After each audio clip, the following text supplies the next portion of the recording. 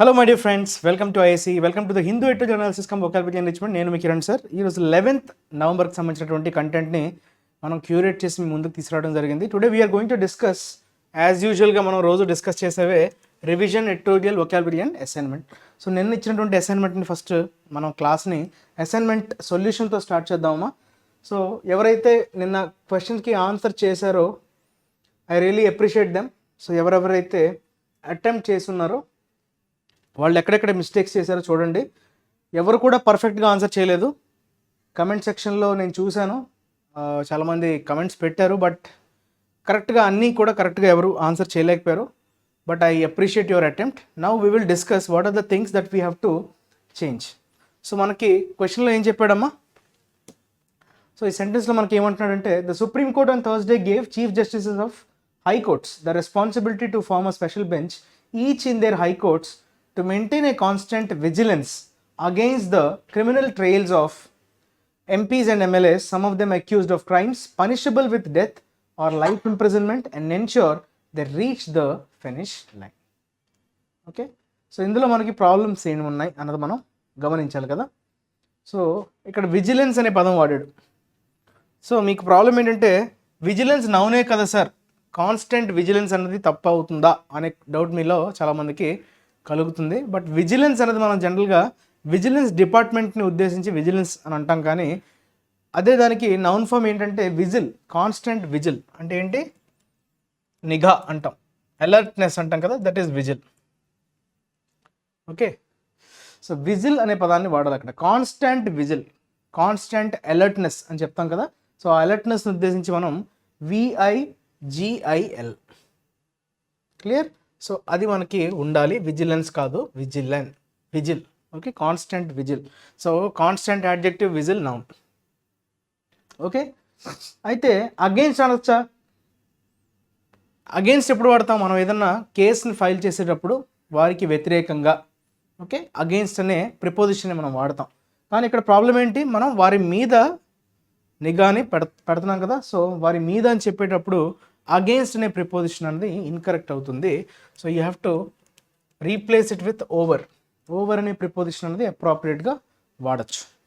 తర్వాత చూద్దాం. Criminal trials అన్నాడు. ఇక్కడ మీరు గమనించాల్సింది ఏంటమ్మా? TRAILS. ట్రయల్స్ అంటే ట్రయల్ని మనం వర్బ్గా వాడతాం. TRAIL, trial is your verb. India trials by 57 runs అంటే వెనకబడి ఉంది అని చెప్పడానికి ట్రయల్ అనే పదాన్ని వాడతాం. దానికి ఆపోజిట్ ఏమవుతుంది? Lead. So lead is your verb, which means మీరు ముందంజలో ఉన్నారు. ఇది వెనకంజ, అది ముందంజ. So lead, trail. అదే TRIAL, ఇదేంటిది? మనకు కావాల్సింది TRIALS, విచ్ మీన్స్ విచారణ అంటాం తెలుగులో, రైట్? సో విచారణ ఉద్దేశించి TRIALS, ఇది మనకి నౌన్. TRAIL అన్నది వర్బ్ అవుతుంది. సో ట్రయల్, ఈ ట్రయల్ కోర్ట్ అంటారు కదా, ట్రయల్. సో క్రిమినల్ ట్రయల్స్ అనాలి. So trials is incorrect. So incorrect word. అలానే ఇక్కడ విజిలెన్స్ బదులు whistle, wrong, appropriate preposition. So వీటిని మనం చెక్ చేసుకోవాలి. మిగతావన్నీ చూసుకోండి. Ensure the reach the finish line. So this is about the solution, నిన్నటి అసైన్మెంట్ యొక్క సొల్యూషన్ ఇది.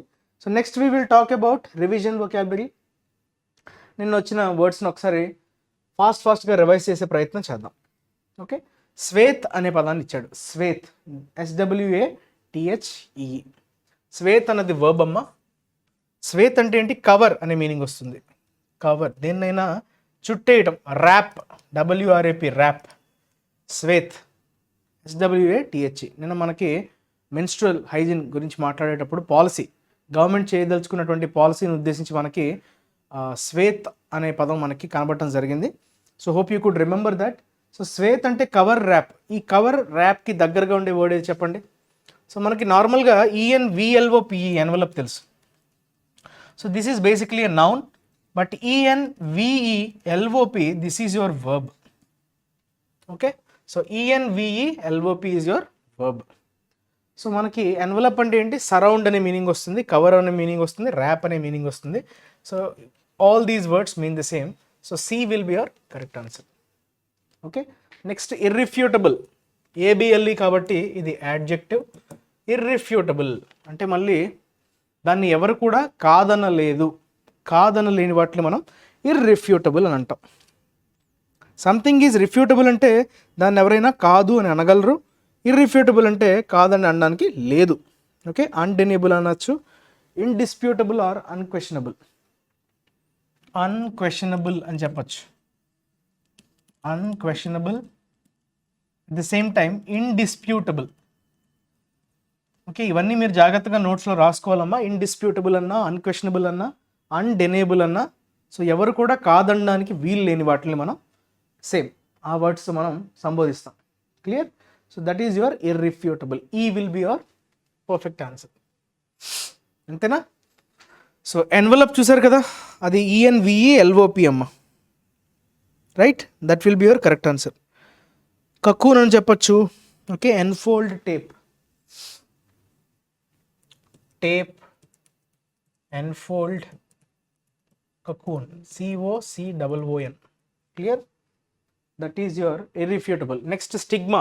స్టిగ్మా అనేది నెగిటివ్ కాంటెక్స్ట్లో వాడే నౌన్. సోషల్ స్టిగ్మాస్ అంటారు.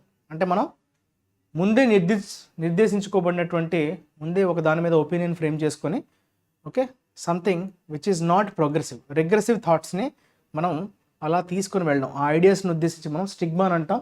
సో అనవసరమైనటువంటి డిస్గ్రేస్ అనే పదం చూసారా, డిస్గ్రేస్, ఆప్షన్ ఏ. ఇందులో డిస్ అనేది నెగిటివ్ వర్డ్ కదా, నెగిటివ్ నౌన్లో నెగిటివ్ కదా స్టిగ్మా అనేది. సో అనవసరమైన భయభ్రాంతులు, అనవసరమైనటువంటి ఒపీనియన్స్, నెగిటివ్ ఒపీనియన్స్, వాటిని ఉద్దేశించి మనం డిస్గ్రేస్ అని చెప్పచ్చు. డిస్గ్రేస్ఫుల్ అనేది నెగిటివ్ యాడ్జెక్టివ్, డిస్గ్రేస్ అనేది నౌన్. ఓకే, షేమ్ అనొచ్చు, డిజానర్ అనొచ్చు, బ్లెమిష్ అనొచ్చు.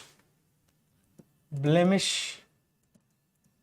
షేమ్, డిజానర్, గౌరవానికి భంగం కలిగించే విధంగా disgrace. Okay, so this is a negative కాంటెక్స్ట్లో వాడే పదం, అందుకే అది. Next apodictic. ఇది అంత ఫ్రీక్వెంట్లీ యూజ్డ్ వర్డ్ కాదు. నిన్న మనకి ఎడిటోరియల్ మాత్రం అపోడిక్టిక్ అనే పదం వచ్చింది. సో ఆ స్టాటిస్టిక్స్ని ఉద్దేశించి మనకు నిన్న ఎంతమంది చదువుతున్నారు, ఎంతమంది శానిటరీ నాప్కిన్స్ వాడుతున్నారు, వాళ్ళకి ఎంత అవగాహన ఉంది.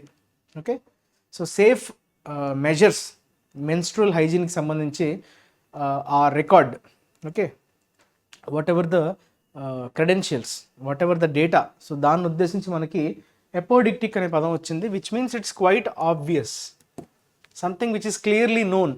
Okay, that is called obvious, apodictic. Right? So మనకి ఏమవుతుందమ్మా ఆన్సర్ చెప్పండి.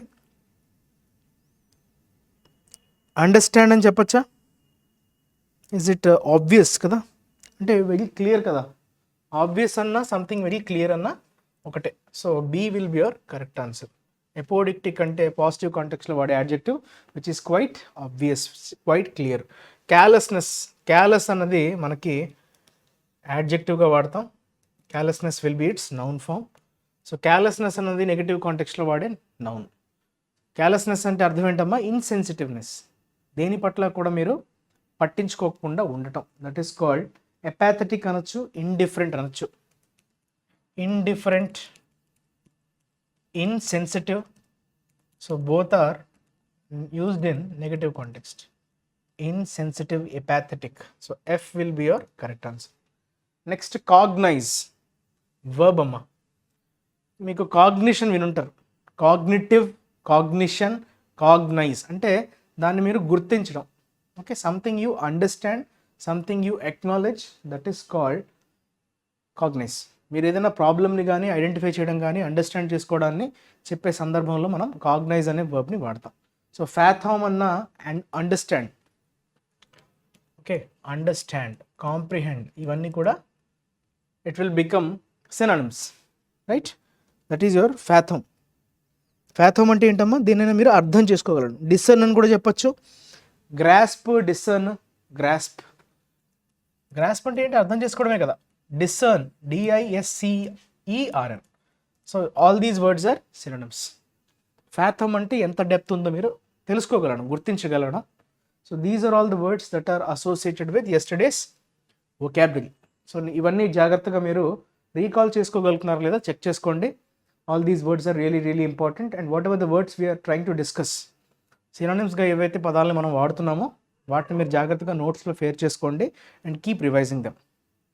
Next we will move on to our editorial analysis. ఈరోజు పేపర్లో వచ్చినటువంటి ఎడిటోరియల్ ఏంటి, దానికి సంబంధించినటువంటి టైటిల్ ఏంటి, దానికి సంబంధించినటువంటి సబ్ టైటిల్ ఏంటి అన్నది మనం ఒకసారి చూసే ప్రయత్నం చేద్దాం. సో ఓవర్ ద టాప్ అనే ఒక టైటిల్తో మనకి ఈరోజు ఎడిటోరియల్ అనేది దర్శనం ఇచ్చింది. సో సబ్ హెడ్డింగ్ ఏమంటున్నాడమ్మా, the decision to expel Mahua Moitra smacks of political vendetta. Okay, so vendetta అంటే మీ అందరికీ బాగా తెలుసు, చాలాసార్లు మనకి వచ్చింది ఈ పదం. వెండెట్టా అంటే ఏంటమ్మా, ప్రతీకారం. ప్రతీకారేచ్చని మనం వెండెట్టా అంటాం. సో రాజకీయ ప్రతీకారం అని చెప్పడాన్ని మనం వెండెట్టా అనే పదాన్ని సూచిస్తాం. సో స్మాక్స్ ఆఫ్ అంటే స్మెల్స్, స్టింక్స్ అనే పదం వస్తుంది. స్మాక్స్ అన్నా స్టింక్స్ అన్నా, okay, so it gives the same meaning. నిన్న కూడా మనకి ఒక పదం వచ్చింది కదా, రీక్స్ ఆఫ్ రీక్స్ అనే పదంతో వచ్చింది కదా. So that also mean the same. So smacks of అంటే పొలిటికల్ కాంట్రవర్సీతో, రాజకీయ సంక్షోభం అనడానికి లేదు, ప్రతీకారం. ఓకే, దాంతో నిండి ఉంది. ఏ ఇన్సిడెంట్ అమ్మా, ద డెసిషన్ టు ఎక్స్పెల్ అంటే ఏంటి, ఎవరినైనా తొలగించటం. అయితే ఎవరిని తొలగించడం గురించి మాట్లాడుతున్నాడు, మహువా మొయిత్రా. ఈమె okay parliament member Mahua Moitra, she belongs to west Bengal. So ఆమె ఒక మహిళ. ఆమె ప్రభుత్వం పట్ల జరుగుతున్నటువంటి తప్పుల్ని ఎత్తి చూపించడం వల్ల సో కొంత ఈ మన కమిటీస్ ఉంటాయి కదా, పార్లమెంటరీ కమిటీస్, వాటి దృష్టిలోకి వెళ్ళాయి. సో వాళ్ళు ఎంక్వైరీ చేసి ఈమె ఒక తప్పుకి పాల్పడ్డారు. ఏంటి, మనీ తీసుకొని క్వశ్చన్స్ వేస్తున్నారు, అంటే గవర్నమెంట్ని కార్నర్ చేసే ప్రయత్నం చేస్తున్నారు అనే ఒక ఎలిగేషన్తో ఈమె మీద ఇన్వెస్టిగేషన్ అనేది జరిగింది. అంటే ఆ కమిటీ అనేది దర్యాప్తు చేయడం జరిగింది. సో దర్యాప్తు చేసి వాళ్ళు ఏ డెసిషన్కి వచ్చారంటే, she has did the mistake అని చెప్పి వాళ్ళు నిర్ధారణ చేసి ఆమెని ఎక్స్పెల్ చేశారు. సో ఆ డెసిషన్ ఏదైతే ఉందో, ఆ డెసిషన్ ఏదైతే వాళ్ళు తీసుకున్నారో ఆమెను ఎక్స్పెల్ చేయాలని, అది ఖచ్చితంగా రాజకీయ ఓకే కక్ష సాధింపు చర్య అంటాం. ఎగ్జాక్ట్గా ఇప్పుడు వరకు నాకు గుర్తురాలేదు ఆ పదం, కక్ష సాధింపు. Exactly that is the right word. కక్ష సాధింపులానే ఉంది అన్నట్టుగా మనకి తెలియవస్తుంది. అయితే ఒకసారి దీన్ని మనం అర్థం చేసుకునే ప్రయత్నం చేద్దాం. Let's get in to the article once. Clear? So దీన్ని ఒకసారి చదవండి అమ్మా, and we will discuss. The alacrity with which the Lok Sabha Ethics Committee went about recommending the expulsion of Trinamool Congress member of Parliament Mahua Moitra from the lower house is certainly not a sign of any fidelity to ethics or fairness. అయితే ఇందులో కొన్ని విషయాలు first time చదువుతున్న వాళ్ళు, ఇంతకుముందు GS general studies మీద అంత opinion లేని వాళ్ళు, కొంచెం పాలిటీ రిలేటెడ్ ఆర్టికల్ ఇది. సో మనకి ఇక్కడ లోవర్ హౌస్ అనే పదం కనిపిస్తుంది. అలానే చూసారా, Lok Sabha ethics committee. Okay, so ఇవి మీకు అర్థం కాకపోవచ్చు. అలాక్రిటీ అనేది మనకు సంబంధించిన పదం, అంటే ఇంగ్లీష్ కదా. అలాక్రిటీ అంటే ఏంటి, ఉత్సాహం, ఎంతూజియాజం అంటాం కదా. సో దాన్ని మనం అలాక్రిటీ అంటాం. సో అలాక్రిటీ అంటే మనం చూపించేటువంటి ఉత్సాహం, దాన్ని అలాక్రిటీ అంటారు. అయితే లోక్సభ ఎథిక్స్ కమిటీ, కొన్ని కమిటీస్ అయితే ఉంటాయి పార్లమెంట్లో. ఎందుకంటే ఒక కొత్త చట్టం అనేది జరిగేటప్పుడు దాని మీద సుదీర్ఘమైన చర్చ జరగాలంటే అందులో ఉన్నటువంటి టెక్నికల్ ఐటమ్స్ని అర్థం చేసుకోవడానికి సమయం సరిపోదు, అలానే మెంబర్స్ యొక్క నాలెడ్జ్ కూడా సరిపోదు. సో అప్పుడు ఏం చేస్తారంటే కమిటీస్ కింద ఫామ్ చేసి ఒక్కొక్కళ్ళు ఒక్కొక్క కమిటీ లాగా. సో ఆ కమిటీలో 15 to 30 మెంబర్స్ ఉండొచ్చు, డిపెండింగ్ ఆన్ ద కమిటీ అనమాట. సో ఆ కమిటీ వాళ్ళు వాళ్ళ పరిధిలో ఉన్నటువంటి అంశాలని క్షుణ్ణంగా పరిశీలించి దాని మీద ఇంకేమైనా రికమెండేషన్స్ చేయొచ్చా వద్దా అనే విషయాలపైన డెసిషన్స్ తీసుకుంటూ ఉంటారు. దానివల్ల ఏంటంటే చట్టసభల్లో టైం ఏదైతే ఉంటుందో, టైం కన్స్ట్రెయిన్ ఏదైతే ఉంటుందో, దేని మీద అయితే చర్చలు బాగా జరగాలో ఆ సమయం అనేది సరిపోకపోవడం వల్ల కమిటీస్ అనేవి ఏం చేస్తాయంటే వాటి మీద చర్చలు జరిపి సో అందరూ ఒక ఏకాభిప్రాయానికి రావటమో, లేదంటే ఎక్కడైనా రికమెండేషన్స్ ఏమైనా చేసి అందులో ఏమైనా మార్పులు చేర్పులు కావాలంటే దే యూస్ టు సజెస్ట్ చేస్తుంటారు. అదేవిధంగా ఎవరైనా ఎక్కడైనా అతిక్రమించారు, ఎక్కడైనా పొరపాటు చేశారు అని వారి దృష్టికి వస్తే వారు దాన్ని దర్యాప్తు కూడా చేయిస్తారు. రైట్? సో దర్యాప్తు చేసి ఆయన శిక్ష ఏమైనా వేస్తారంటే ఎక్స్పెల్ చేయగలరు. మహా అయితే లోక్సభ మెంబర్ల వారిని ఎక్స్పెల్ చేయడానికి ఆ దర్యాప్తు అనేది ఆ కోణంలో సాగుతుంది. రైట్? సో ఇప్పుడు మనకి ఈ కాంటెక్స్ట్లో దేని గురించి మాట్లాడుతున్నాం అంటే లోక్సభ ఎథిక్స్ పేరులోనే ఉంది. ఎథిక్స్ అంటే వాళ్ళు ఎంతవరకు నైతికంగా కరెక్ట్గా బిహేవ్ చేశారు లేదు అన్న విషయాన్పై అటువంటి అంశాలు కూడా ఈ కమిటీ అనేది టేకప్ చేస్తుంది, ఎథిక్స్ కమిటీ. సో దాని పని ఏంటంటే ఎథికల్గా బిహేవ్ చేయలేదు అని ఎక్కడైనా వారికి ఒక పలానా ఎక్స్ అనే పర్సన్ మీద ఏమైనా ఎలిగేషన్ వస్తే దాన్ని వాళ్ళు ఏం చేస్తారు, దర్యాప్తు చేసి ఆ పలానా వ్యక్తి చేశాడా లేదా అన్నది నిర్ధారణ చేస్తారు. So ethics committee, Lok Sabha ethics committee vent about recommending, ఏమని రికమెండ్ చేసిందంట, expulsion of Trinamool Congress member. Trinamool Congress అంటే ఎక్కడమ్మా, వెస్ట్ బెంగాల్. సో తృణమూల్ కాంగ్రెస్ చెందిన మెంబర్ ఆఫ్ పార్లమెంట్, ఓకే, ఎవరమ్మా, మహువా మొయిత్రా. ఆమెని లోక్సభ నుంచి ఎక్స్పల్షన్ చేయాలి, ఆమెని పంపేసేయాలి, ఆమెని తరిమేయాలి, ఆమెని ఉద్వాసన పలకాలి అన్నట్టుగా రికమెండ్ చేసింది లోక్సభ ఎథిక్స్ కమిటీ. అయితే అది చాలా ఉత్సాహంగా చేసింది. అలాక్రిటీ ఈజ్ సర్టైన్లీ, చూసారా, ఈ ఈజ్ అనే వర్బ్ దేనికి సంబంధించినటువంటి, ఏ సబ్జెక్ట్ సంబంధించిన వర్బ్ అమ్మా, అలాక్రిటీ, ఇది దీని subject. with which the Lok Sabha Ethics Committee went about recommending the expulsion of Trinamool Congress Member of Parliament Mahua Moitra from the lower house. అక్కడ వరకు అదంతా ఒక phrase, right. So is is nothing but alacrity. So alacrity ఏదైతే ఉందో certainly not a sign of any fidelity to ethics or fairness. So ఎథికల్గా కూడా లేదంటే justice, fairness అంటే ఏంటి, అక్కడ న్యాయానికి కట్టుబడి ఉన్నట్లుగా ఎక్కడ కూడా ఒక ఇండికేషన్ కానీ ఎక్కడ కనిపించట్లేదు. సర్టైన్లీ నాట్ ఎ సైన్ అంటున్నాడు, అదేమాత్రం కూడా సంకేతం కాదు అన్నట్టుగా చెప్తున్నాడు. ఫిడెలిటీ అంటే ఏంటమ్మా, faith. Fidelity is your faith. So ఎథిక్స్కి అనుగుణంగా ఉన్నట్టుగా ఎక్కడ కూడా ఇండికేషన్ కనబడట్లేదు అని చెప్తున్నాడు. The recommendation is a brazenly partisan attempt. Brazenly అంటే మీనింగ్ ఏంటమ్మా, ఈ వర్డ్ చాలా ఇంపార్టెంట్. బ్రేజన్ అనే యాడ్జెక్టివ్కి యాడ్వర్బియల్ ఫామే బ్రేజన్లీ, ఓకే. అంటే బ్రాడ్ డే లైట్ అని అంటాం, నిస్సిగ్గుగా అని అంటాం కదా, అవుట్ రైట్ అని అంటాం కదా, that is brazenly, okay. In broad daylight happened. Partisan attempt అన్నాడు. పార్టీసన్ అంటే ఏంటి, వైఖరి అంటాం. ఏ వైఖరి, పక్షపాత వైఖరి అంటాం కదా. సో ఒకరికి ఫేవర్ చేసే విధంగా ఉండడాన్నే we call it as partisan attempt. So వేరే ఒక గ్రూప్ని వాళ్ళు ఏం చేస్తున్నట్టుగా పక్షపాతం చూపించే విధంగా ప్రవర్తించడాన్ని we call it as partisan attempt to silence a critic of the government, okay. Silence అంటే వారిని నోరు నొక్కేసే ప్రయత్నం చేస్తున్నారు. ఎవరి నోరుని, గవర్నమెంట్ పాలసీస్ని, ఓకే, ఎండగట్టే వాళ్ళు, గవర్నమెంట్ పనితీరు బాలేని చోట వారి తప్పొప్పులను ఎత్తి చూపే వాళ్ళని మనం క్రిటిక్స్ అంటాం కదా. సో అటువంటి క్రిటిక్స్ యొక్క నోళ్ళని మూసే ప్రయత్నంగా కనిపిస్తుంది, ఓకే అని చెప్తున్నది. ఆ రికమెండేషన్ అట్లా ఉందన్నట్టుగా చెప్తున్నాడు. It is also a warning shot meant to intimidate MPs from doing their job of holding the executive accountable. అయితే ఇది ఇంకోలాగా కూడా కనిపిస్తుంది. ఏంటది, వార్నింగ్ షాట్ లాగా కూడా ఇది కనిపిస్తూ ఉంది. అయితే ఆ వార్నింగ్ షాట్ ఎవరికమ్మా, intimidate MPs, member of parliaments, ఎవరైతే ఎగ్జిక్యూటివ్ని అకౌంటబుల్, మీరు మీ పని సరిగ్గా చేయట్లేదు అని ఎవరైతే వారిని తప్పుబడతారో అటువంటి ఎంపీస్ని థ్రెటన్ చేసే విధంగా ఉంది. ఇంటిమిడేట్ అంటే మీనింగ్ ఏంటమ్మా, థ్రెటన్.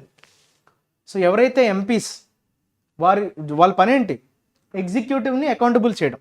సో ఎగ్జిక్యూటివ్ని అకౌంటబుల్ చేస్తున్నప్పుడు ఏం జరుగుతుంది, సో అలాంటి కాంటెక్స్ట్లో ఎంపీస్ని థ్రెటన్ చేసే విధంగా ఈ షాట్, అంటే ఈ చర్య అన్నది కనిపిస్తూ ఉంది. అదొక వార్నింగ్ షాట్ లాగా ఉంది అన్నట్టుగా మెన్షన్ చేశాడు. Neither the process nor the conclusions of the committee are grounded in any decipherable principle. So ఆ ప్రాసెస్, వాళ్ళు అవలంబించినటువంటి తీరు ఏదైతే ఉందో, ఆ కమిటీ ఏదైతే ప్రాసెస్ని ఇనిషియేట్ చేసిందో, అలానే కంక్లూజన్స్, సో ఎటువంటి కంక్లూజన్స్కి రావాలి అని committee grounded in decipherable principle. So ఎటువంటి ప్రిన్సిపల్స్ని అర్థం చేసుకోగల, డెసిఫెరబుల్ అంటే మీనింగ్ ఏంటమ్మా, డెసిఫర్ అంటే అండర్స్టాండ్, డెసిఫెరబుల్ మీన్స్ అండర్స్టాండబుల్ ప్రిన్సిపల్. కొన్ని బేసిక్ ప్రిన్సిపల్స్ని ఉద్దేశించి వాళ్ళు ఎక్కడ కూడా ప్రాసెస్ని కానీ పాటించలేదు అన్నట్టుగా మనకి తెలియవస్తుంది అని చెప్తున్నాడు. కంక్లూజన్స్, ప్రాసెస్, మీరు ఇక్కడ జాగ్రత్తగా అబ్జర్వ్ చేయాలి. ఒక గ్రామాటికల్ పాయింట్ ఈ సెంటెన్స్లో చాలా ఇంపార్టెంట్. మీకు నీదర్ నార్తో ఎప్పుడైనా 2 సబ్జెక్ట్స్ వచ్చేటప్పుడు చూసారా, ప్రాసెస్ అన్నాడు, కంక్లూజన్స్ అన్నాడు. అయితే ఆఫ్ ద కమిటీ అంటున్నాడు. సో మనకు వర్బ్ ఏమొచ్చిందమ్మా, ఆర్ వచ్చింది. అంటే ఇది ప్లూరల్. ఎందుకు ప్లూరల్ వచ్చింది? కంక్లూజన్స్. సో ఎప్పుడైనా నీదర్ నార్తో మనకి 2 నౌన్స్ వచ్చేటప్పుడు your verb should always agree with the geographically nearest subject. అంటే నార్త్తో వచ్చేటువంటి సబ్జెక్ట్, నార్త్తో వచ్చేటువంటి నౌన్ ఏదైతే ఉంటుందో అది సింగులర్ అయితే సింగులర్ వర్బ్ రావాలి, ప్లూరల్ అయితే ప్లూరల్ వర్బ్ రావాలి. అది మీరు గమనించాలి. ఇక్కడ కూడా అదే జరిగింది. కంక్లూజన్స్ అనేది ప్లూరల్ కాబట్టి మనకి వర్బ్ ఆర్ వచ్చింది. ఇక్కడ ప్రాసెస్ సింగులర్. ఇక్కడ సింగులర్ ఉన్నా ప్లూరల్ ఉన్నా it doesn't effect the verb. This geographically nearer noun that will effect your verb. So ఇది కంక్లూజన్స్ అనేది ప్లూరల్ కాబట్టి ఆర్ అనే వర్బ్ రావడం జరిగింది. The committee with the help of the Ministry of Electronics and Information Technology found that the MP's credentials were used online from Dubai 47 times to access the Parliament portal. అయితే వాళ్ళు ఏమని చెప్తున్నారంట, ఆ committee వాళ్ళు ఈ యొక్క డెసిషన్కి ఎందుకు వచ్చారు, ఆమెను ఎక్స్పెల్ చేయాలి అనే రికమెండేషన్ ఇవ్వడానికి రీజన్ ఏం చెప్తున్నారు, వాళ్ళకు ఒకటి దొరికింది ఎవిడెన్స్. ఏంటంటే information technology and electronics, ministry of electronics and information technology. So ఆ మంత్రిత్వ శాఖ హెల్ప్తో వాళ్ళు ఏమని కనుక్కున్నారమ్మా, ఎంపీ యొక్క క్రెడెన్షియల్స్ని ఆన్లైన్లో 47 టైమ్స్ యూజ్ చేయబడ్డాయి. అది కూడా దుబాయ్ నుంచి 47 times to access the parliament portal. Parliament సంబంధించినటువంటి పోర్టల్ని యాక్సెస్ చేయడానికి 47 సార్లు ఆమె యొక్క క్రెడెన్షియల్స్ని వాడబడ్డాయి అన్నట్టుగా వారికి ministry of electronics and information technology help ద్వారా కనుక్కోవడం జరిగింది. ఎవరు? Committee. Parliamentary questions were submitted from abroad. పార్లమెంట్కి సంబంధించినటువంటి క్వశ్చన్స్ ఏవైతే ఉన్నాయో అవి కూడా అబ్రాడ్ నుంచే సబ్మిట్ చేయబడ్డాయి అన్నట్టుగా వాళ్ళకి ఇన్ఫర్మేషన్ అనేది దొరికింది. As opposition members in the committee have pointed out the drafting and submission of questions are routinely done by aides of MPs. అయితే ప్రతిసారి ఎంపీఏ చేయాలా పనులన్నీ? కాదు. అపోజిషన్ వాళ్ళు ఏమంటున్నారు, ఏమని పాయింట్అవుట్ చేస్తున్నారు, అపోజిషన్ లీడర్స్ ఏమని అంటున్నారంటే ఈ డ్రాఫ్టింగ్ కావచ్చు, లేదంటే క్వశ్చన్స్ని సబ్మిట్ చేయడం కావచ్చు, ఇవన్నీ ఎంపీనే డైరెక్ట్గా చేస్తాడా అంటే కాదు. అతనికి ఉన్నటువంటి అసిస్టెంట్స్, ఎయిడ్స్ అంటే అక్కడ మీనింగ్ ఏంటమ్మా, హెల్ప్ చేసేవాళ్ళు, అంటే అసిస్టెంట్స్ అని చెప్పుకోవచ్చు. ఆ ఎంపీస్ యొక్క అసిస్టెంట్స్ దీనికి రొటీన్గా పనిచేస్తూ ఉంటారు. దానికి ఖచ్చితంగా ఎంపీనే ఆ పని చేయాలనే రూల్ అయితే ఏం లేదు అని మనకి అపోజిషన్ మెంబర్స్ పాయింట్అవుట్ చేశారు. And MPs raise questions in parliament based on representations from various constituents. అయితే వాళ్ళకి దొరికినటువంటి రిప్రజెంటేషన్స్ని బేస్ చేసుకొని ఎంపీస్ పార్లమెంట్లో క్వశ్చన్స్ అనేవి లేవనెత్తుతారు. ఓకే, సో వేరే వేరే సోర్సెస్ నుంచి వచ్చేటువంటి రిప్రజెంటేషన్స్ని బేస్ చేసుకొని వారు అక్కడ క్వశ్చన్స్ అనేవి రేస్ చేస్తారు పార్లమెంట్లో. To assume without solid evidence that any question is in exchange of material favours and then to expel an elected MP is an assault on parliamentary democracy itself. చూసారా, అంటే ఎటువంటి evidence లేకుండా, మీ దగ్గర solid evidence ఏమీ లేదు, ఏమని ఆమె ఏమన్నా మెటీరియల్ ఫేవర్స్ తీసుకున్నారు, పలానా సంస్థ దగ్గర పలానా వాళ్ళ దగ్గర సమ్ ఫేవర్ తీసుకొని ఈ క్వశ్చన్ చేస్తున్నారనే ఆరోపణతోనే కదా ఆమెను ఎక్స్పెల్ చేశారు. కానీ మన దగ్గర ఎవిడెన్స్ ఎక్కడ ఉంది, ఆమె తీసుకుంటున్నట్టుగా మన దగ్గర ఏమైనా ఎవిడెన్స్ ఉందా, మెటీరియల్ తీసుకున్నట్టుగా? ఎక్స్చేంజ్ ఆఫ్ మెటీరియల్ ఫేవర్స్ అన్నాడు. అంటే వాళ్ళు ఏదో మెటీరియల్స్ మీకు ఫేవర్గా ఇస్తే మీరు వారికి ఫేవర్ చేయడానికి కొన్ని క్వశ్చన్స్ని లేవనెత్తారు అన్నట్టుగా. సో అక్కడ ఎటువంటి రుజువు, ఎవిడెన్స్, స్ట్రాంగ్ ఎవిడెన్స్ అనేది దొరకలేదు, ప్రూఫ్ దొరకలేదు. And then to expel an elected MP అలా చెప్పి, ఓకే, అటువంటి ఆధారాలు లేకుండానే ఒక ఎంపీని, ఎలక్టెడ్ ఎంపీని ఎక్స్పెల్ చేయడం అనేది ఖచ్చితంగా పార్లమెంటరీ డెమోక్రసీ మీద ఒక దాడి లాంటిదే. అసాల్ట్ అంటే మీనింగ్ ఏంటమ్మా, అటాక్. సో అది ఖచ్చితంగా ప్రజాస్వామ్య వ్యవస్థ మీద ఒక దాడిలానే ఉంది అన్నట్టుగా చెప్తున్నాడు. The committee is calling upon పిలుపునిచ్చింది దేన్ని, the government to investigate the allegation of quid pro quo raised by one of its members against Miss Moitra after holding her guilty, turning the principle of natural justice on its head. చూసారా, ఈ పదం కొంచెం అర్థం చేసుకోవడం ఇబ్బందిలా అనిపిస్తుంది, but దీని అర్థం ఏంటంటే turning the principle of natural justice అంటే ఏంటమ్మా, మీరు బాహుబలి సినిమా చూసారా? బాహుబలి సినిమాలో ఏమంటాడు, రాణా అంటాడు కదా ఒక డైలాగ్, ఫస్ట్ మిమ్మల్ని ఇదేమి అనుష్క అంటది కదా ఏమని, మీరు ఫస్ట్ దోషి అని నన్ను అడగకుండానే సంప్రదింపులు చేయకుండానే నన్ను బంధించేశారు, అది ఎంతవరకు కరెక్ట్? మీరు ఫస్ట్ ఇన్వెస్టిగేట్ చేసి అప్పుడు మీరు నిగ్గు తేల్చాలి, కానీ మీరేమి ఇన్వెస్టిగేట్ చేయకుండానే నన్ను దోషిగా ప్రకటించారు, ఇది ఎంతవరకు కరెక్ట్ అని అడుగుతుంది అనుష్క. అప్పుడు అతను ఏమంటాడు, రాణా, మా శిక్షాస్మృతి కింద ఓకే ఎలిగేషన్ వచ్చిందంటే అతన్ని ప్రూవ్ అయ్యేంత వరకు దోషిగానే మేము కన్సిడర్ చేస్తామని చెప్తాడు. సో ఇది కూడా అలాంటిదే, turning the principle of natural justice on its head. అంటే దాని అర్థం ఏంటంటే ఎక్కడ ప్రూఫ్స్ ఏమీ లేకుండానే తప్పు చేసిందని వీళ్ళు డిక్లేర్ చేసేశారు. ఓకే, కమిటీ అనేది డిక్లేర్ చేసేసింది. ఇప్పుడే అంటుంది గవర్నమెంట్కి ఏమని పిలుపునిస్తుంది, ఈ ఎలిగేషన్స్ ఏవైతే ఉన్నాయో ఈమె మీద క్విడ్ ప్రో కో, ఇది చాలా ఇంపార్టెంట్. క్విడ్ ప్రో కో అన్నది ఒక ఫారెన్ ఎక్స్ప్రెషన్, ఇది చాలా పాపులర్. క్విడ్ ప్రో కో అంటే నాకు నువ్వేమిస్తే నేను నీకు ఏం ఫేవర్ చేస్తాను. So what favour you do for me, I will do the favour for you. నీకు కావాల్సిన ఫేవర్ నువ్వు చేయి, నాకు కావాల్సింది నేను తీసుకుంటా. సో అదొక డీల్ అనమాట. సో ఆ డీలింగ్నే మనం క్విడ్ ప్రో కో అంటాం. ఓకే, వైఎస్ జగన్మోహన్ రెడ్డి కేసులో కూడా సో ఆయన కూడా ఈ క్విడ్ ప్రో కేసెస్ పైనే సిబిఐ ఛార్జ్షీట్ అనేది వేయడం జరిగింది. సో క్విడ్ ప్రో కో అంటే నాకెంత నీకెంత, నువ్వు నాకేం చేస్తే నేను నీకేం చేయాలి, that is quid pro quo. So one of its members అంటే ఎవరు, ఆ కమిటీలో ఉండే మెంబర్స్ ఈ క్విడ్ ప్రో కో కేసుని ఇన్వెస్టిగేట్ చేయాలన్నట్టుగా గవర్నమెంట్కి పిలుపునిచ్చారనమాట. ఓకే, అయితే ఆమెను గిల్టీ అని చెప్పి ఇన్వెస్టిగేట్ చేయమడం అన్నది ఎలా ఉంది, ప్రిన్సిపల్ ఆఫ్ న్యాచురల్ జస్టిస్కి వ్యతిరేకంగా ఉంది. Turning the principle of natural justice అంటే గిల్టీ అని ప్రకటించాక ఆమెను ఇన్వెస్టిగేట్ చేయమడం అన్నది చాలా హాస్యాస్పదంగా ఉంది. న్యాచురల్ జస్టిస్ అనే ప్రిన్సిపల్నే టర్న్ చేసే విధంగా ఉంది. అంటే కంప్లీట్గా దాన్ని టర్న్ చేసేసిందనే మీనింగ్ వస్తుంది అక్కడ. If MPs are barred from sharing their login credentials with others, the rule must equally apply to one and all. అయితే ఇది అందరికీ అప్లికేబుల్ అని చెప్తున్నాడు. MPs are barred from, barred తర్వాత ప్రిపోజిషన్ ఫ్రమ్ అనేది ఫిక్స్డ్. వారి యొక్క లాగిన్ క్రెడెన్షియల్స్ని ఎవరితో కూడా షేర్ చేసుకోవడానికి ఒకవేళ అలాంటివి రిస్ట్రిక్షన్స్ ఏమైనా ఉంటే అటువంటి రూల్ ఖచ్చితంగా అందరికీ అప్లై అవ్వాలి. ఏ ఒక్కరికి అది పరిమితం కాకూడదు. ప్రతి ఒక్క ఎంపీకి అది రూలింగ్ కావచ్చు, అపోజిషన్లో ఉండే ఎంపీ కావచ్చు. సో ఎవరికైనా ఇది అప్లికేబుల్ అవ్వాలే, కానీ కేవలం ఒక ఎంపీకి మాత్రం రిస్ట్రిక్ట్ అవ్వడం అనేది కరెక్ట్ కాదు కదా. So now that the committee has taken this extreme step of calling for the expulsion of an elected member from the house, there by depriving the voters of her constituency representation, it should also investigate how other MPs prepare and submit parliamentary questions. అయితే ప్రస్తుతం ఏంటి, committee already ఒక extreme step తీసేసుకుంది. ఏమని, ఆమెను ఎట్లయినా remove చేయాలనే డెసిషన్కి వచ్చింది. కాబట్టి ఆమె ఒక ఎలక్టెడ్ మెంబర్, అంటే ఒక సెక్షన్ ఆఫ్ పీపుల్కి రిప్రజెంటేటివ్ ఆమె. సో ఆ ఓటర్స్ ఎవరైతే ఈమెకి ఓటు వేసి గెలిపించారో వారి యొక్క రిప్రజెంటేషన్ని మీరు తొలగిస్తున్నట్లే. ఆమెను తీస్తున్నారంటే ఆ పర్టికులర్ సెట్ ఆఫ్ ఓటర్స్ యొక్క వాయిస్ని మీరు పార్లమెంట్లో, ఇంకా వాళ్ళ వాయిస్ని, వాళ్ళ ప్రాబ్లమ్స్ని, వాళ్ళ ఇష్యూస్ని వాళ్ళు లేవలెత్తలేరు కదా. సో అదే అక్కడ చెప్తున్నాడు, depriving the voters of a constituency representation.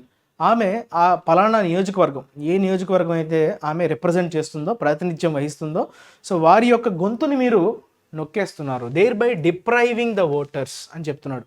It should also investigate how other MPs prepare and submit parliamentary questions.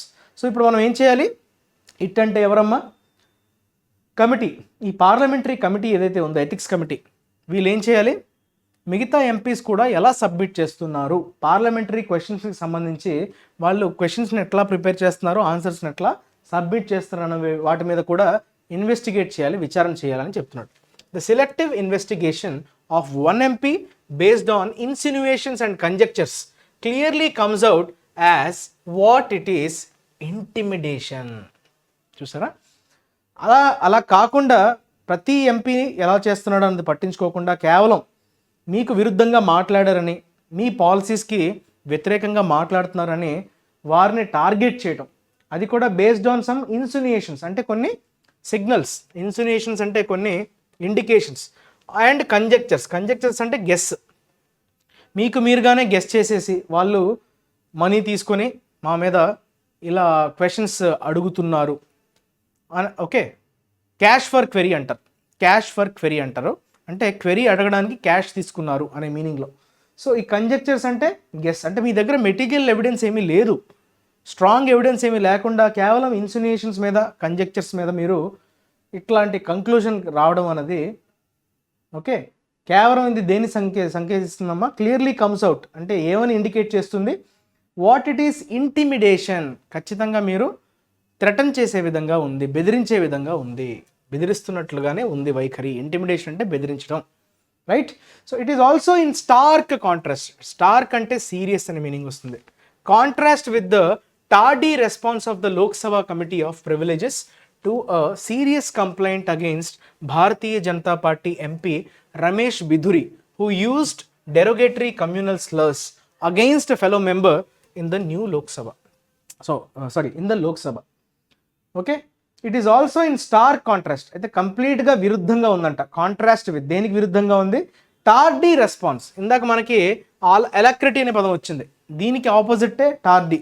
ఎలాక్రిటీ అంటే ఎంతూజియాజం అని అనుకున్నాం, టార్డీ అంటే ఏంటి, చాలా స్లోగా రెస్పాండ్ అవ్వడం. అయితే ఏ కేసులో అమ్మ చాలా స్లోగా రెస్పాండ్ అవుతున్నారు, లోక్సభ కమిటీ ఆఫ్ ప్రివిలేజెస్. ఇందాక మనం ఎథిక్స్ కమిటీ గురించి మాట్లాడాం, లోక్సభ కమిటీ ఆఫ్ ప్రివిలేజెస్ ఇది ఒక వేరే కమిటీ. సో ఈ కమిటీ దృష్టిలో ఏమొచ్చింది, భారతీయ జనతా పార్టీకి చెందినటువంటి ఎంపీ రమేష్ బిధురి అనే ఒక ఎంపీ మీద ఒక సీరియస్ కంప్లైంట్ అనేది ఫైల్ అయింది. సో అతను ఏం చేశారని, who used derogatory communal slurs. Derogatory అంటే కించపరిచే విధంగా, డిరోగేటరీ అంటాం. సో కించపరిచే విధంగా మతపరమైనటువంటి కొన్ని ఓకే, స్లర్స్ అంటే ఏంటి, కమెంట్స్ అనేవి పాస్ చేశారు, దుర్భాషలాడారు, మతానికి సంబంధించినటువంటి డెరగేటరీ కమెంట్స్ పాస్ చేశారు అన్నట్టుగా against a fellow member in the Lok Sabha. So ఆయన ఫెలో మెంబర్తో, ఇంకొక మెంబర్తో ఆయన దుర్భాషలాడినట్టుగా ఆయన మీద కంప్లైంట్ అనేది రిజిస్టర్ అయింది. సో దానికి మాత్రం ఎటువంటి రెస్పాన్స్ లేదు, చాలా స్లోగా రెస్పాండ్ అవుతున్నారు. సో ఇది కంప్లీట్గా కాంట్రాస్ట్గా ఉందా లేదా, ఆమె రూలింగ్ ఎంపీ కాదు, రూలింగ్ పార్టీకి చెందినటువంటి ఎంపీ కాదు, ఈయన మాత్రం భారతీయ జనతా పార్టీ, రమేష్ బిధురి గారు MP from Bharatiya Janata party. So అది క్లియర్గా మనకి ఏం ఇండికేట్ చేస్తుంది, ఫేవర్ చేస్తున్నారు ఓకే, వాళ్ళ వ్యక్తి మీద వచ్చినటువంటి కంప్లైంట్ని చాలా టార్డీగా ఓకే, వీళ్ళ వ్యక్తి మీద అంటే వీళ్ళకి ఎగనిస్ట్గా మాట్లాడే వ్యక్తుల మీద ఎవిడెన్స్ లేకుండానే తప్పు చేశారని ఓకే, దే ఆర్ ఏమని ప్రకటించారు, గిల్టీగా ప్రకటించేశారు. సో అదే చెప్తున్నాడు, కాంట్రాస్ట్ అని చెప్తున్నాడు. That a member can abuse and threaten another member on the floor of the house is a matter of serious concern. ఒక మెంబరు తన తోటి మెంబర్ని తిట్టడం కావచ్చు, బెదిరించడం కావచ్చు, ఖచ్చితంగా చాలా తీవ్రంగా పరిగణించాల్సినటువంటి అంశం, సీరియస్ కన్సర్న్, దీన్ని చాలా తీవ్రంగా పరిగణించాలి. That said, Miss Moitra's act of allowing a person who is not employed by her to execute official work on her behalf betrays a lack of discretion and judgment. Okay, Mrs. Moitra's act of allowing a person, అయితే ఆమె ఏమైనా ఒక పర్సన్ని allow చేశారు, who is not employed by her, అయితే ఆమె official వర్క్ని execute చేయడానికి అతని ద్వారా, ఆమె ద్వారా ఎంప్లాయ్ చేయబడిన వ్యక్తిని ఏమైనా అలౌ చేశారా అన్నది, అంటే ఆమెకి బదులుగా ఆన్ హర్ బిహాఫ్. బెట్రేస్, ఇక్కడ మీనింగ్ చూసారా, బెట్రే అనే పదానికి మీనింగ్ ఏమొస్తుంది, జనరల్గా బెట్రే అంటే చీట్ అనే మీనింగ్ ఉంది, కానీ ఇక్కడ ఏమొస్తుంది, బెట్రేస్ అనేది వర్బ్గా వాడాడు. Okay, so what do you mean by betrays, that shows, that reveals అనే మీనింగ్ వస్తుంది. రివీల్, ఏమని రివీల్ చేస్తుందమ్మా, lack of discretion and judgement. So ఆమెకి విచక్షణ లేదు, జడ్జ్మెంట్ లేదనే విషయాన్ని రివీల్ చేస్తుంది అని చెప్తున్నాడు. This should act as a lesson for all those who seek to hold the government accountable to keep themselves beyond reproach. అయితే దీని నుంచి మనం ఒక లెసన్ నేర్చుకోవాలి, ఏంటది, those who seek to hold the government accountable, ప్రభుత్వాన్ని జవాబుదారీతనంగా ఎవరైతే ప్రభుత్వాన్ని అకౌంటబుల్ చేద్దామని అనుకుంటారు, those who seek to hold. Okay, seek to hold అంటే అక్కడ అర్థం ఏంటి, సో గవర్నమెంట్ని, ప్రభుత్వాన్ని జవాబుదారీతనంగా వ్యవహరించాలనుకుంటారో సో వారందరికీ ఇదొక గుణపాఠం. ఏంటని, to keep themselves beyond reproach, వారు ఎక్కడ కూడా తప్పు చేసి ఉండకూడదు తప్పు చేసి ఉంటే వారిని ఖచ్చితంగా టార్గెట్ చేస్తారు. సో అక్కడ బియాండ్ రిప్రోచ్ అంటే బియాండ్ మిస్టేక్స్. ఓకే, వారు ఎక్కడ కూడా మిస్టేక్స్ చేయడానికి అవకాశం లేనట్టుగా ఉంటేనే then they can go forward, otherwise they will be targeted. So ఈ విషయాన్ని వీళ్ళందరూ గుర్తుపెట్టుకోవాలి ఈ పర్టికులర్ అంశం ద్వారా. Okay, this is the lesson, గుణపాఠం నేర్చుకున్నాము అన్నట్టుగా చెప్తున్నాడు. Right, this is all about today's editorial. Next we will move on to vocabulary. అమ్మ, ఆర్డీల్ అనే పదం మనకి ఫస్ట్ కనిపించింది. So what you mean by ordeal? Ordeal అంటే మనకి ఎప్పటి నుంచో ఇబ్బంది పెడుతున్న ఒక అంశాన్ని మనం ఆర్డీల్ అంటాం. అదొక నెగిటివ్ కాంటెక్స్లో వాడే పదం. సో సంథింగ్ మనకు ఒక మెనాస్ అంటాం చూసారా, బెడద అన్న టైప్లో. సో మనల్ని ఎప్పటి నుంచో కలవర పెడుతున్నటువంటి అంశాన్ని ఆర్డీల్ అంటాం. సో ఒక పీరియడ్ ఆఫ్ టైం నుంచి మనల్ని వెంటాడుతుంది అని చెప్పేటప్పుడు మనం ఆ ఆర్డీల్ అనే పదాన్ని వాడతాం. ఇట్ ఈస్ యూజ్డ్ అనే negative context, it is a noun. Okay, tribulation అంటాం, అలానే ట్రామా, ఈ రెండు కూడా నెగిటివ్ కాంటెక్స్ట్లో వాడే nouns. The hostages ordeal came to an end when soldiers stormed the building. ఒక్కసారిగా దాడి చేయటం వల్ల బిల్డింగ్ మీద ఏం జరిగిందమ్మా? హోస్టేజెస్ అంటే మనం అనుకున్నాం కదా, హోస్టేజ్ అంటే ఏంటమ్మా? ఎవరినైతే బందీలుగా పెట్టు ఉంటారో, ఓకే, నిర్బంధిస్తారో వాళ్ళని మనం హోస్టేజెస్ అంటాం. వారి యొక్క బాధలు, వారికి ఉన్నటువంటి కష్టాలు ఒక్కసారిగా కేమ్ టు ఎన్ ఎండ్, అవి తొలగిపోయాయి. A very unpleasant and painful or difficult experience, చెప్పడానికి చాలా బాధాకరమైనటువంటి అన్ప్లెజెంట్ ఎక్స్పీరియన్స్ని ఉద్దేశించే మనం ఆర్డీల్ అంటాం. Clear? Perpetrators, this is your noun. Negative context. What you mean by perpetrators? ఎవరైతే తప్పును చేసుంటారో, రాంగ్ డూయర్స్ అంటారు కదా. సో విక్టిమ్స్కి ఆపోజిట్ పెర్పెట్రేటర్స్. విక్టిమ్స్ అనేవాళ్ళు బాధకి గురవుతారు, ఆ బాధ కలిగేలా చేసే వాళ్ళని పెర్పెట్రేటర్స్ అంటాం. Criminals, offenders. So wrongdoers అని, అఫెండర్స్ అని కానీ మనం చెప్పుకోవచ్చు. Someone who has committed a crime or a violent or harmful act. ఒక క్రైమ్ని, ఒక వైలెంట్ యాక్ట్కి పూనుకున్న వ్యక్తిని, కమిట్ చేసిన వ్యక్తిని మనం పెర్పెట్రేటర్ అంటాం. The perpetrators of the massacre, okay, ఊచకోత అంటాం కదా, ఓకే, మారణ హోమం, that is massacre, must be brought to justice as war criminals. వారిని క్రిమినల్స్గా డిక్లేర్ చేయాలి. ఓకే, అప్పుడే న్యాయం అన్నది చేకూరుస్తుంది.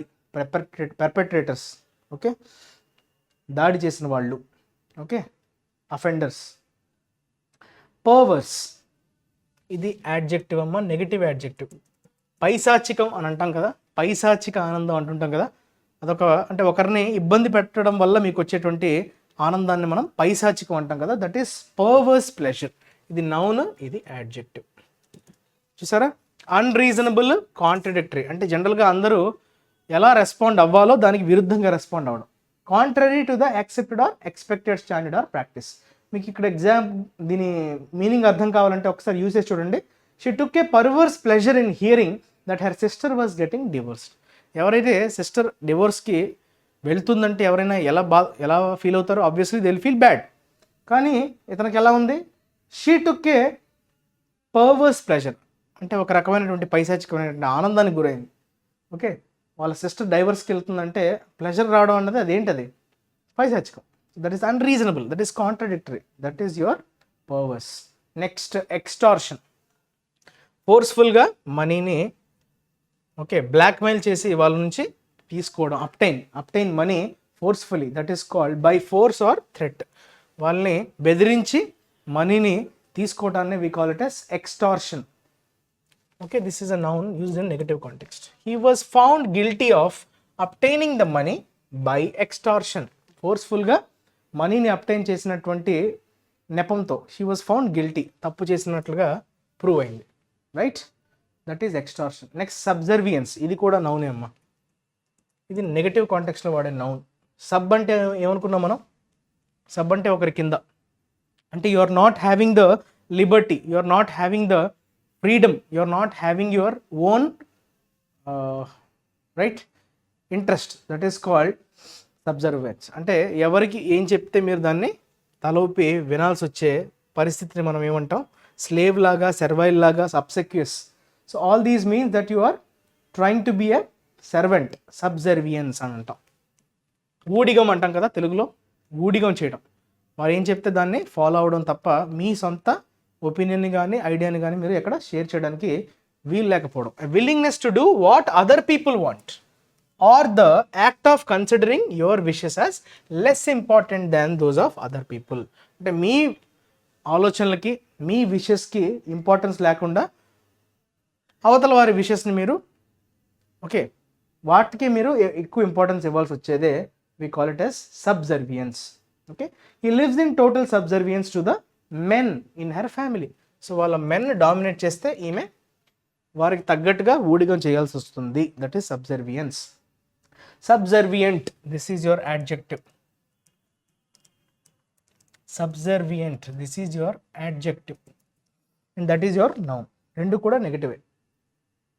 విషియస్, ఇది కూడా మనం చాలాసార్లు డిస్కస్ చేసాం. నెగటివ్ కాంటెక్స్ట్లో వాడే యాడ్జెక్టివ్ విషియస్ సైకిల్ అంటాం. వైలెంట్ అని, ఫెరోషియస్ అని, బ్రూటల్ అనే యాడ్జెక్టివ్స్ని వాడతాం.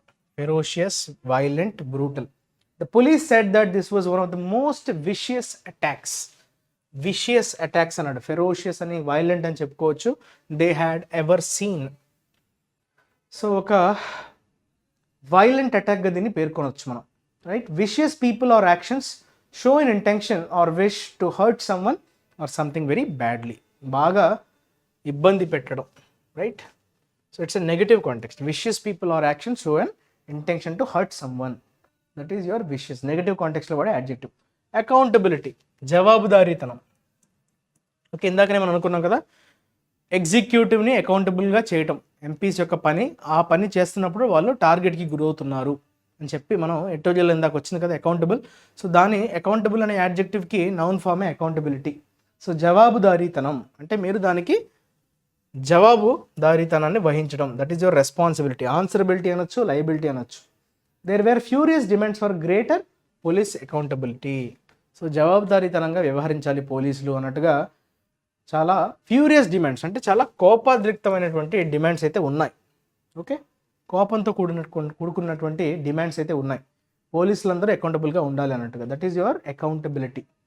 స్పైన్ చిల్లింగ్ అంటే వెన్నులో వణుకు పుట్టించే అనే మీనింగ్లో మనకి స్పైన్ చిల్లింగ్ అనే యాడ్జెక్టివ్ని వాడతాం. He told them a spine chilling ghost story అంటే మనల్ని బాగా భయభ్రాంతులకి గురి చేయటం. వెన్నులో వణుకు పుట్టించటం అనే మీనింగ్ అంటే terrifying, scaring, petrifying. All these are horrifying అని కూడా చెప్పచ్చు. You can also use the word horrifying.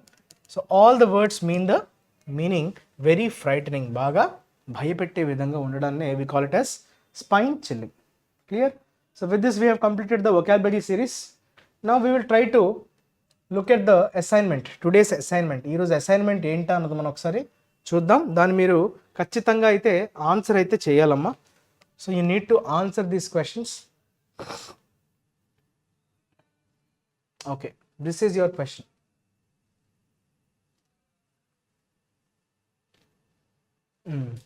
Yeah. US Secretary of State Antony Blinken's interactions in Delhi was a continuation of his diplomacy of the Israel-Palestinian crisis, which has taken a heavy humanitarian toll due to the continued Israeli bombarding of the Gaza Strip. ఇది మీకు ఇచ్చినటువంటి sentence. దీంట్లో errors ఎక్కడెక్కడ ఉన్నాయన్నది మీరు locate చేయండి, comment సెక్షన్లో mention చేయండి. మీ కాన్ఫిడెన్స్ని మీరు బూస్టప్ చేసుకోండి. మీరు ఆల్రెడీ నేర్చుకున్న కాన్సెప్ట్స్ని ఒక బ్రషప్ లాగా ఇది ఖచ్చితంగా హెల్ప్ చేస్తుంది, మీ కాన్ఫిడెన్స్ని బూస్ట్ చేస్తుంది. Thank you for watching the video. Have a happy and safe Diwali. మీ అందరికీ దీపావళి శుభాకాంక్షలు ఐఏసీ తరఫు నుంచి. బాగా అంటే జాగ్రత్తగా జరుపుకోండి, హ్యాపీగా జరుపుకోండి, ఫ్యామిలీతో బాగా స్పెండ్ చేయండి. అండ్ వన్స్ అగైన్ మనం మండే ఆర్ ట్యూస్డే మళ్ళీ మన సెషన్తో మనం తిరిగి కలుసుకుందాం. అంతవరకు stay tune to IAC. Take care. Your Kiran sir signing off. Happy Diwali. Bye.